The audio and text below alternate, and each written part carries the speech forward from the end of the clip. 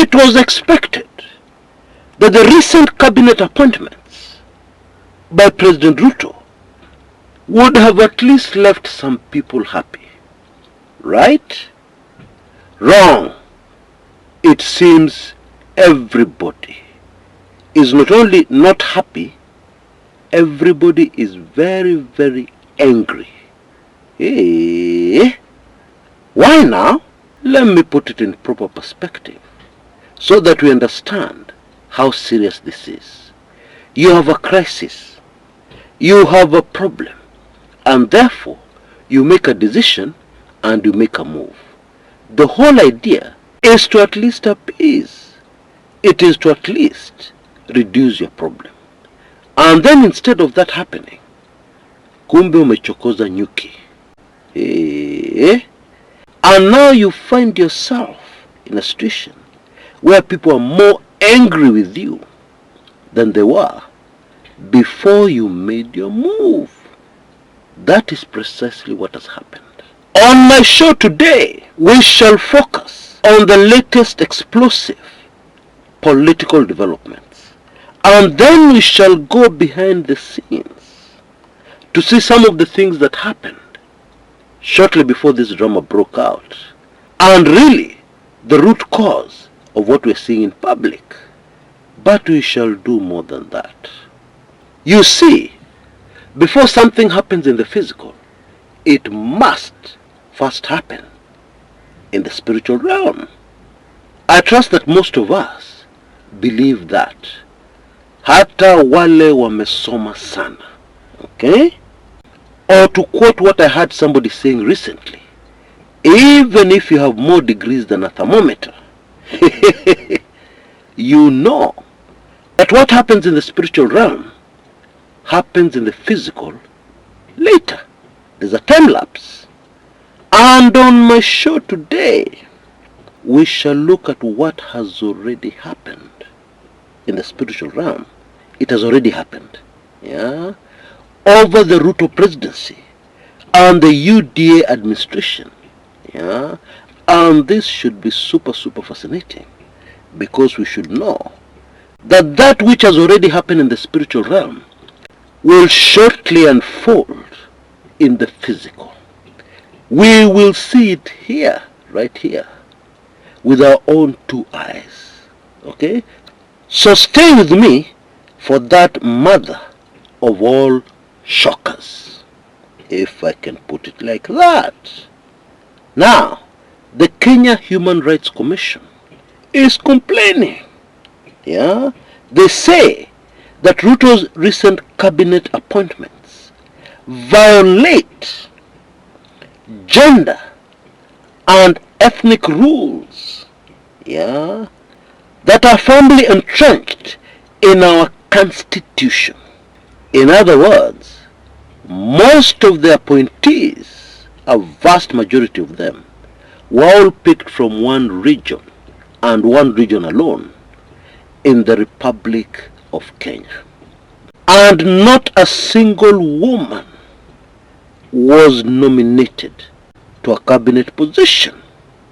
Now, under normal circumstances, for a government that regularly trashes the constitution, that would have been a very small price to pay for a big, huge political reward. And so, one would have expected that the region from where these cabinet appointments came from would now be celebrating. They would be on the streets, popping champagne, celebrating. But that is not what has happened. These guys are seeing red. They are annoyed. They are very angry. How can Ruto do this? How dare he appoint people from our region? We are not interested. We don't want. It'll have zero impact. And to emphasize that message from the region, a legislator from Nyeri, a legislator from the region, who tried to remind the Wananchi that one of them has been appointed to the cabinet, alikiona Voters in the region made it very clear to this MP that they were not interested, and that he was in fact provoking them by telling them such things, yeah, which to them mean zero.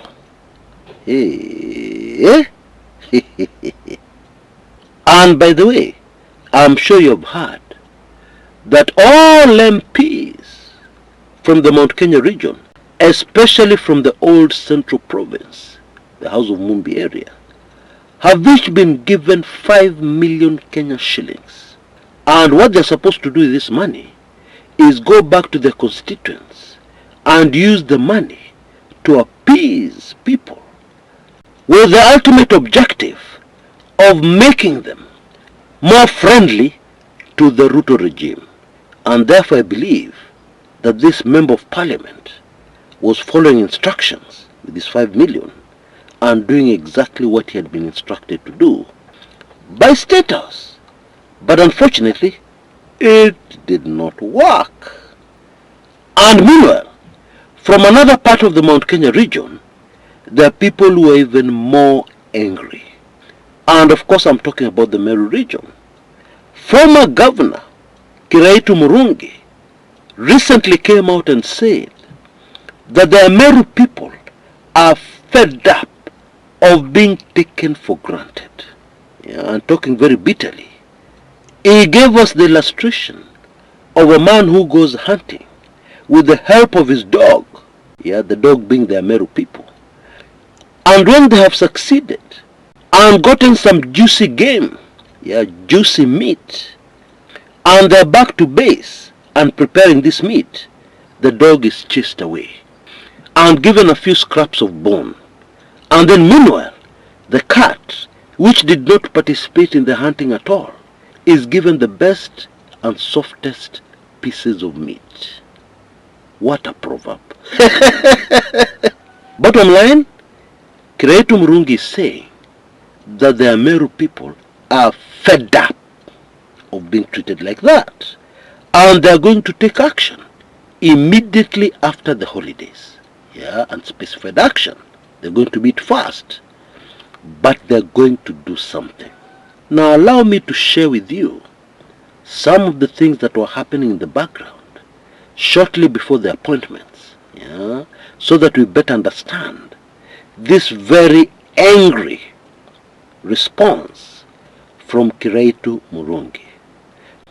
It is said that before the appointments, President Ruto approached his deputy president and asked him to give him names from his side of the Mount Kenya region that could be appointed to the cabinet, yeah, as part of the effort to cool down things in the entire Mount Kenya region.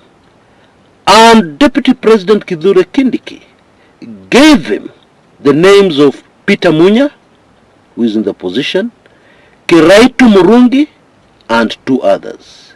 Now, as you know, none of those individuals were appointed.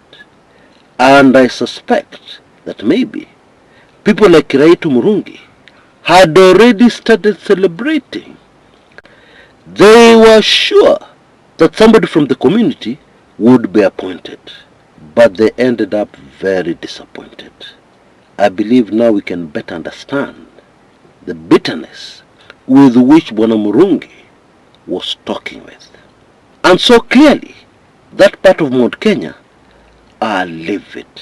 In fact, they were much better off before the appointments.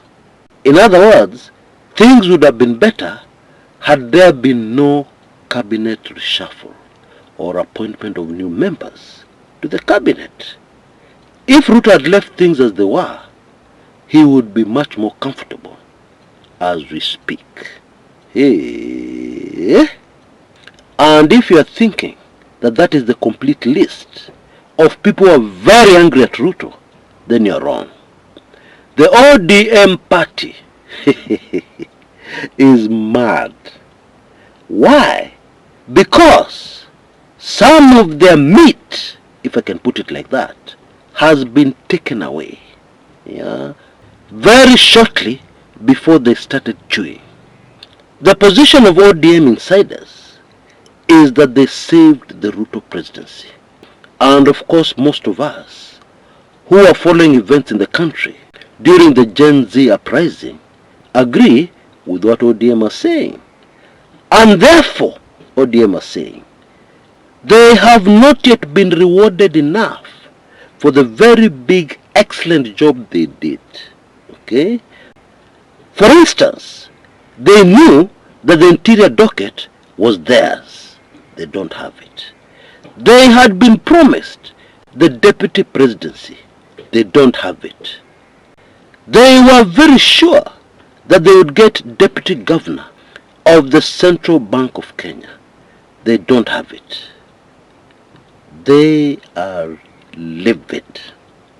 Wamekasirika yao yote. How can this government that they saved from extinction do this to them? How? How can they do this to them? And how can Ruto instead appoint people who have never helped him? And even voters from the region where he has appointed are not happy. How can he do that? And those posts were theirs. They have done the most to sustain the Ruto presidency. So, hapo pia iko shida. Is there any place where there is no problem? At least one place. Actually there is. Politicians close to Ruto from the Rift Valley region, shortly before the recent appointments, discovered that there are names of people from the region who were supposed to enter cabinet. People like Henry Rotich, former CS Treasury, I'm sure you remember him, and people like Charles Keter, who was in the Uhuru cabinet. And these politicians and people close to Ruto told the president, no, please remove these people from our region and give this position to people from Mount Kenya. Why? Because it is prudent, it is wise for us to focus on appeasing Mount Kenya. Because Rift Valley, the votes are already in the bag. There is no problem with the Rift Valley. And so let us focus where there is a problem. And the biggest problem, of course, is in the Mount Kenya region. And therefore those names were pulled out at the last minute. And Rift Valley politicians have no problem with that. And those are the only people who are not angry at Ruto, at least. Meanwhile, a section of these politicians probably felt that they needed more respect from the people of Kenya. Maybe with more respect, it can help to solve the current crisis with this administration. And therefore they went out and got an honorary degree conferred upon them. I am of course talking about Engineer Oscar Sudi.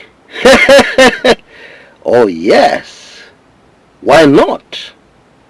You know, if today you think you have problems, looking at the problems that President Ruto has, you should be encouraged and you should walk away smiling, believing that actually you have no problems in comparison. This man has problems and they are mounting every day, it seems. But what is this? What is this thing that nothing the Ruto administration can do goes right? Nothing. They do some appointments. They appoint quite a lot of people from the Mount Kenya region. That should have at least had some impact. Instead, it boomerangs back very badly. It has the exact opposite reaction to what was expected. What is going on here? Maybe this is the right moment to reveal what has already happened in the spiritual realm and what should shortly take place before our very own, very unbelieving eyes. Put simply, in the spiritual realm, the Ruto presidency does not exist. It is already gone. Eh? Aye? How now? With the state machinery, controlling the military, controlling everything, with the powers a president of Kenya has? What are you talking about, Chris?